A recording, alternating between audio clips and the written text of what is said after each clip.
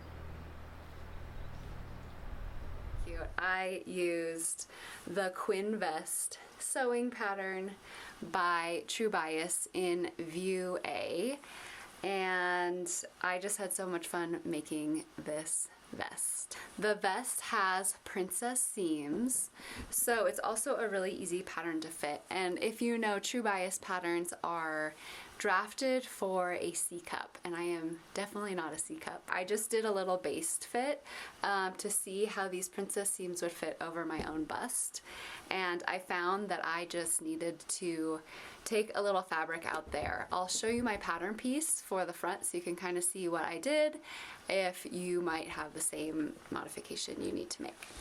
Okay, so this is the side front, and this just gives you an example of how I modified the princess seam curve. I could already tell by looking at this that I just don't have that much shape through my bust. And so after I sewed it, I went back and sewed the seam, taking a lot of that extra fabric off. And I also realized that I wasn't going to need so much width at the side seam either, so I took a little bit off there, and the fit is perfect. As you can see, it is such a sweet little top, and it pairs really, really well with my Ponderosa pants. Now, the change that I made to the Ponderosa pants was a little pleat remix. So what I did essentially was I divided the single pleat on the front legs of the Ponderosa pants into two pleats that are just smaller, and I also moved them towards the diagonal edge of the pocket a little bit.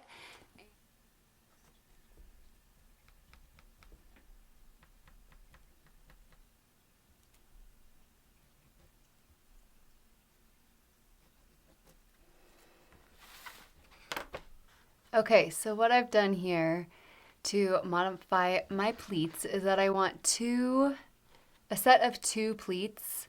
I want them a little closer to the pocket, and they're going to be smaller. So normally our one pleat here, these original pleat markings, bring the fabric in a total of 2 inches. There's an inch between each of these markings, and these will bring the fabric in a total of 1 inch each. So I've placed the pleat markings 1/2 inch apart for this pleat. The caret is just signifying that's one pleat. And then there will be a 1/2 inch gap. And then there will be another pleat over here.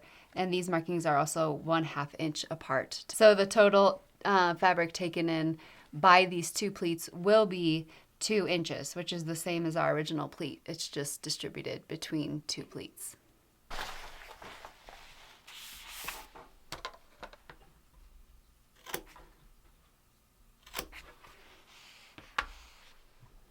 Okay, so I'm gonna go ahead and sew the first pleat that is the closest one to the diagonal edge. I've already pressed the pleat in place so that my two notches are aligned, and I'm gonna go ahead and put this in my sewing machine, and just like I show in my tutorial video of how to sew the pants, I just mark my pleat like this down 3 inches, and I'm going to just sew.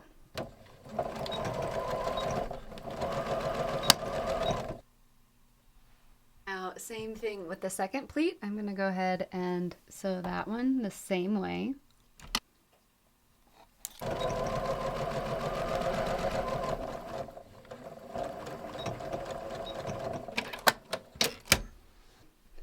And then just like in the pattern, I'm going to press both of these pleats towards the center front.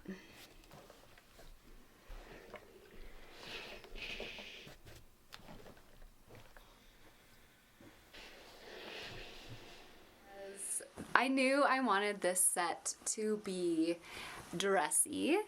The buttons are a little over the top.